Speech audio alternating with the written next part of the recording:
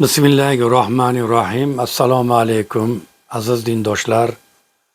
Alloh taolo bugungi Sayyidil ayyom hajjil masokin bo'lgan muborakli kunlardagi mo'tabar daqiqalardan, duolar ijobat bo'ladigan soniyalardan Alloh hammamizga ato qilib bersin. Azizlar, agar bizlar o'zimizga e'tibor bersak, har birlarimiz o'zimizni o'zimiz isloh qiladigan bo'lsak, albatta isloh, ya'ni rivojlanish, ma'naviyat, ma'rifatimiz, din e'tiqodimiz kundan kunga ziyodalashib boraveradi. Payg'ambarimiz Muhammad Mustafa sallallohu alayhi vasallam marhamat qilib aytdilarki, kimni g'ami oxirat bo'lsa, Alloh uni boyligini qalbida qilib qo'yadi. Ya'ni sochilgan ishlarini jamlab qo'yadi. Dunyo o'zi istamagan holda uning huzuriga kelaveradi. Ya'ni oxiratda g'amini qilishlik qandoq? Farzandlarim beodob bo'lib qolmasmikin? Har xil yo'llarga kirib ketib, yosh umri jinoyat ko'chalarida o'tib, mahbus bo'lib, jamolini bizlarga tashna qilib, bizning huzurimizdan uzoqqa ketib qolmasmikin? Ey Robbim, qiyomat kuni shu farzandlar haqida mendan so'raysan. Tarbiyasiga mas'ulligim bor deb harakatlanish bu oxiratda g'ami. Qizlarimizni hayolik, andishalik, turmushga chiqsa oilani tebratib ketadigan o'qimishlik qilib tarbiya qilishlik, bu ham bir oxiratni o'ylash. Ey Robbim, men bugun kunni kech qildim. Tilim bilan, qo'lim bilan odamlarga ozor bermadimmi? G'iybat qilmadimmi? Yolg'on gapirmadimmi? Yolg'on guvohlik bermadimmi?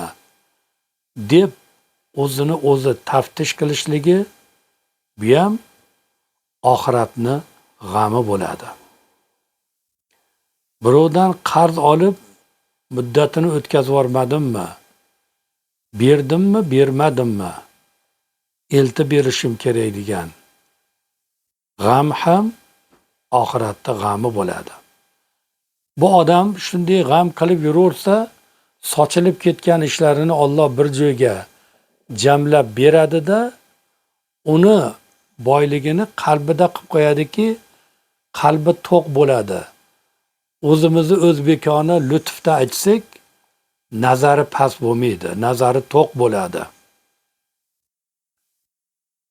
U bir joydan harom harish pul topishlikka harakat qilmaydi. Endi davom etib aytyaptilar payg'ambar alayhissalom, kimni g'ami dunyo bo'lsa, Alloh uni faqirligini, kambag'alligini ikkita qoshini o'rtasiga olib kelib qo'yadi. Qanday yasharkinman, farzandlarim mendan keyin nima bo'larkin, shularni kelajagi deb harakat qilaveradi, moddiy tomonini yaxshilayveradi-yu, ularni ma'naviy tomoniga, odob axloqiga qaramaydi.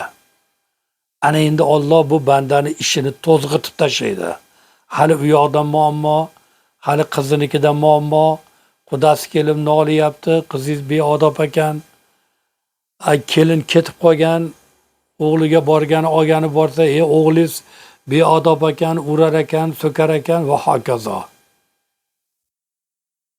Shuni orasida o'sha yo'l qo'yib qo'ygan xatolari, gunohlari, o'g'riligi, zinokorligi, qimorbozligi, mana shu gunohlar uni butun qalbidagi rohatni, xotirjamlikni olib tashlagan bo'ladi. xonadonida baraka bo'lmaydi, yuzida nur bo'lmaydi, salobat bo'lmaydi, gapirayotgan gapini mazza matrasi bo'lmaydi. Ana endi uni xonadoniga Alloh belgilab qo'ygan rizqdan boshqa rizq kelmaydi. Hammamiz ham rizqimiz Allohning huzurida bitilgan. Ya'ni qancha yozilgan bo'lsa o'shani olamiz xolos. Undan o'zgasi emas. Shuning uchun azizlar, bir yigit Ibrohim Adham oldiga kelib taqsir, shu gunohlarni ko'p qilyapman, tiyilolmayapman, menga bir nasihat qiling dedilar. Shunda Ibrohim bin Adham aytdilarki, men senga 5 ta dedilar, nasihat qilaman. Esingdan chiqarmagin, hayotingga tatbiq qilgin dedilar. Ayting taqsir deganlarda, birinchisi, Allohga ma'siyat, gunoh qilmoqchi bo'lsang, Alloh bergan rizqdan yemagin. Ustoz, taqsir bu qanday inson yemasligi mumkin? Ey bolam dedilar. Alloh bergan havodan nafas olyapsan. Alloh bergan yerdan unib chiqqan hosillardan rizqingni yeyapsan. Daraxtlarda pishib turgan mevalarni yeyapsan, sotyapsan, boy bo'lyapsan. Mana shu Alloh taolo bergan yerning ustida chiroyli mashinalarda minib, uylarda solib yashayapsan. Endi sen nimaga, kimga osiylik qilyapsan? Qani o'zingga savol berchi, men bugun nafas olmayman deyalasanmi? Yo'q. Ertalabdan kechgacha 2 kun ovqat yemayman deyalasanmi? Yo'q, qornim ochib qoladi. Xudoning ne'matlarini yeganingdan keyin Allohga osiylik qilmagin bolam dedilar. Ikkinchisi dedilar, Allohga osiylik qilishni istasang, Allohning mulkiga dohil bo'lmagan joyga borib, o'sha yerda osiylik qil. Ya Rabbi, hamma yo'q Allohu mulku samavati val ardi. Osmon, yerlar Allohning mulki bo'lsa, men qayerga chiqib ketaman? Allohning mulki ekanligini bilib turib, Alloh bergan mulkni ustida Allohga nimaga xiyonat qilasan? Nimaga xiyonat qilasan? Xiyonatdan o'zingni ehtiyot qilgin, gunohdan to'xtagin dedilar. Shuning uchun mulk egasi uni mulkida turib, mulk egasiga gunoh qilmagin. Uchinchisi, Alloh taologa ma'siyat qilmoqchi bo'lsang, hech kim ko'rmaydigan, Alloh ko'rmaydigan joyga borib ma'siyat qilgin. Ya Alloh, ey Ibrohim bin Adham, qalbimni parchalab yubordingiz-ku. Alloh hamma uyqumizda ko'rgan tushimizgadir Alloh bilib tursa, bilguvchi zot, Al-Alim, qanday qilib Alloh bilmaydigan joyga boramiz? Allohni ko'rib bilib turganligini bilib turib, nimaga Allohga osiylik qilasan? Nimaga hech kim ko'rmayapti deb g'iybat qilasan? Hech kim ko'rmayapti deb nafsing xohlagan gunohlarni qilyapsan? Haligi bola yig'ladi. Va aytdilarki, 4-tinchisi, jon oladigan farishta oldinga kelganda 1 daqiqa jonimni olmay turinglar, sajda qilib olay deyalasanmi? Yo'q. O'limni bilarkansan. 1 daqiqa joningni olishlikdan kechikmasligingni bilarkansan. Nimaga tavbangni kechiktirib yuribsan?